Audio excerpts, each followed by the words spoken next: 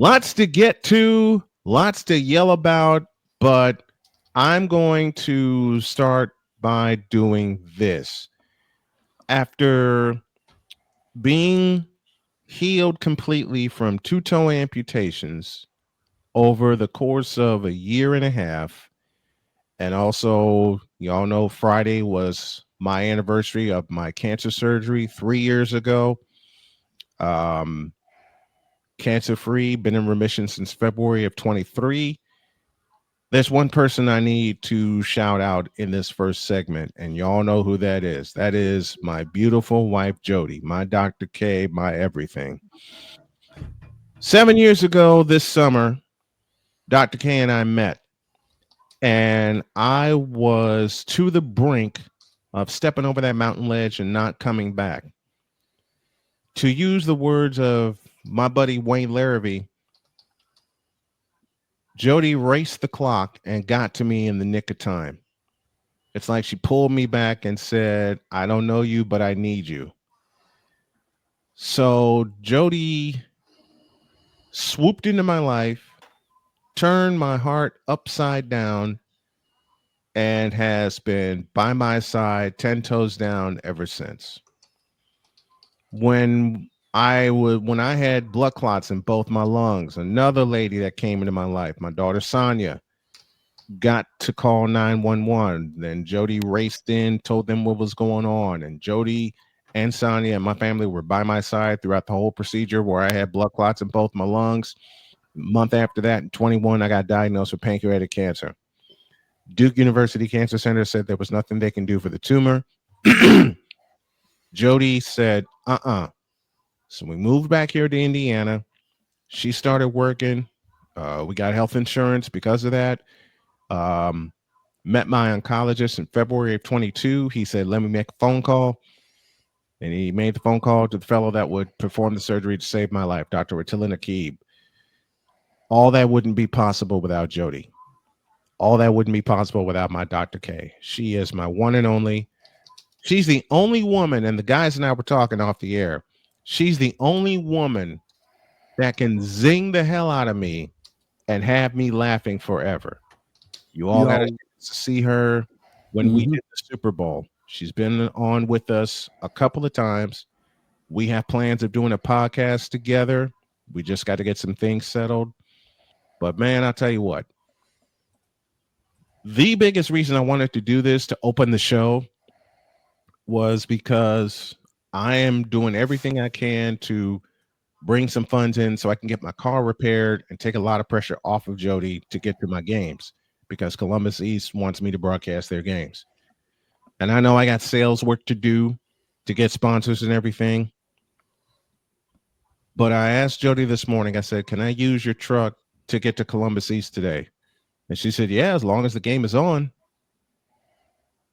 Nothing else. There was no, why do you have to do this? There was no, do you have to do another game? And I'm repeating stuff that I had gotten before I met Jodi. Mm-hmm. And there was especially no, the only thing Jodi would tell me is that when I can put some gas in her truck. That's the only thing she'll tell me. Okay. Mm-hmm. Because as you all know, I am also disabled. I'm working on getting my legs back under me.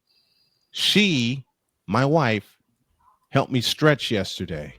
And oh my God, what a difference it's making. I just have to get more consistent at it. I know that.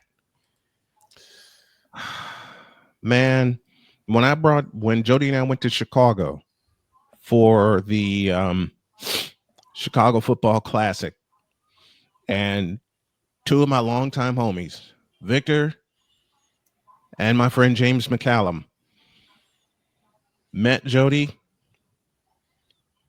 All Victor said to me when he pulled me aside and he says, you made the right call. You got the right one. That's all that Victor said to me. You know what's funny too, Snowman? Um, when your game was going on, I had it on my phone and I was on my Xbox with a couple of friends of mine. One of my friends' name is also named Blake. We call him Captain. Mm-hmm. And he heard you call. He said, who is that? I said, oh, that's my friend. He's doing his first on-site game since he beat cancer. He said, really? I'm like, yeah. He had pancreatic cancer. He's like, what? He said, that's an automatic. It's like, yeah, that's usually automatic death sentence, but he is still here, alive and kicking. He said, your friend is a fighter. He used another word that we can't use on airways, but he said, your friend is a freaking fighter. Mm-hmm. That's appreciated. And as I said, they not only did Victor meet Jodi, but also my friend of 4+ decades, James McCallum, met Jodi. And as soon as he saw us together, he smiled. And I love this man dearly because he has been my friend for 4 decades. He's always been there to support me, just like Jodi.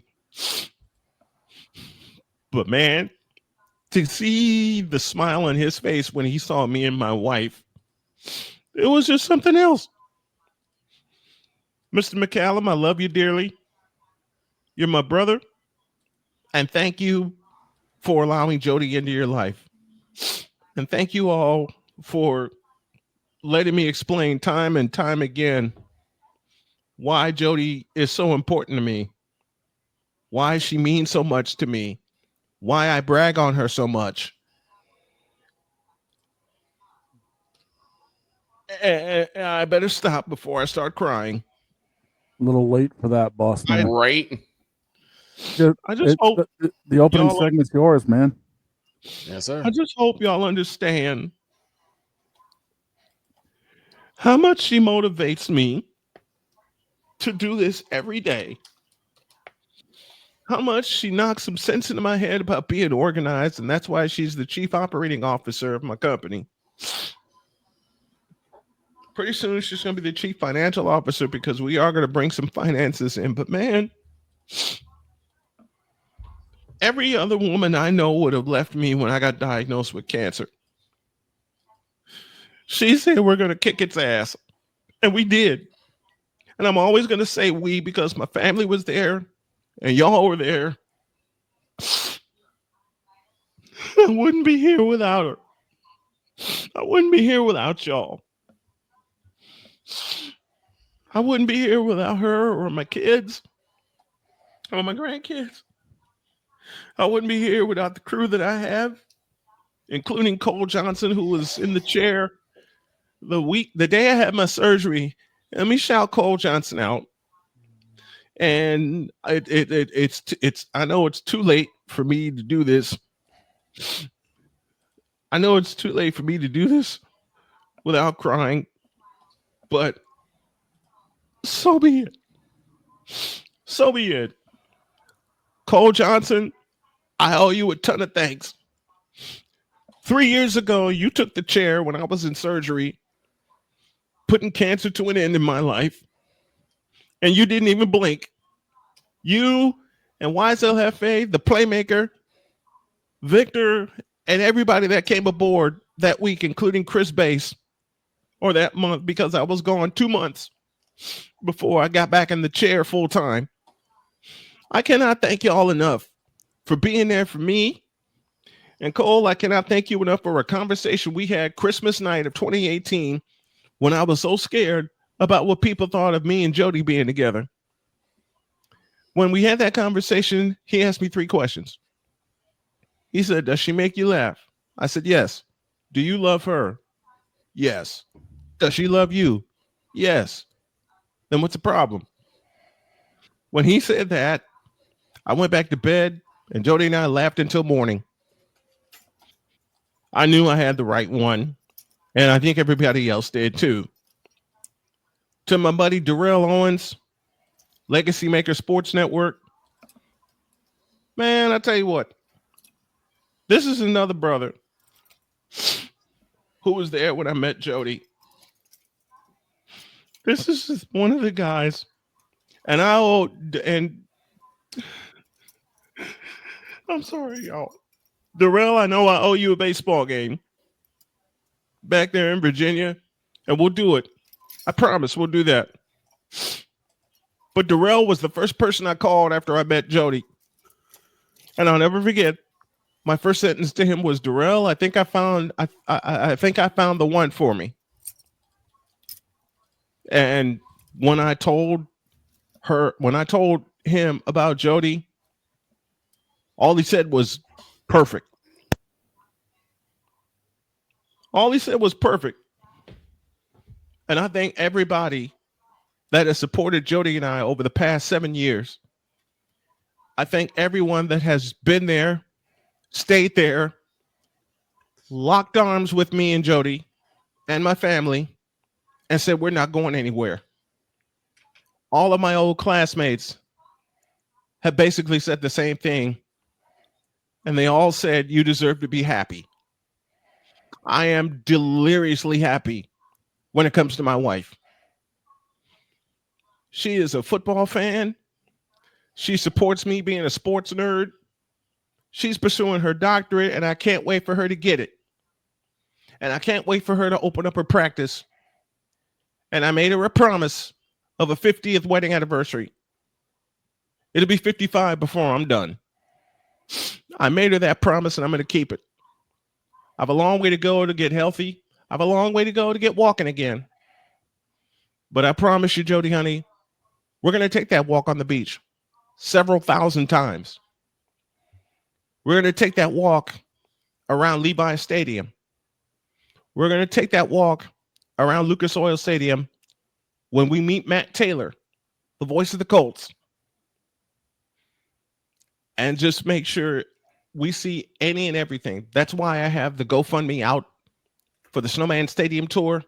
And I have the second one out to get repairs done on my car so I can get back to work and continue to support this family the way they have supported me. Just because I'm disabled doesn't mean I'm unable. So, Jodi, honey, this entire first segment is for you. I love you. I'm not going to stop loving you. I'm not going to stop being there for you because you never stop being there for me. You never stop trusting me. You never stop motivating me. You never stop being you. I love you for who you are. And I love you for everything that you've done and what you're going to do. Whatever plans we have for the new house we're going to get, go with it. Just go with it, honey. Just as you told me to go with it when it comes to putting Snowman Multimedia together and making it a multi-million-dollar company. Jodi K, I cannot love you enough.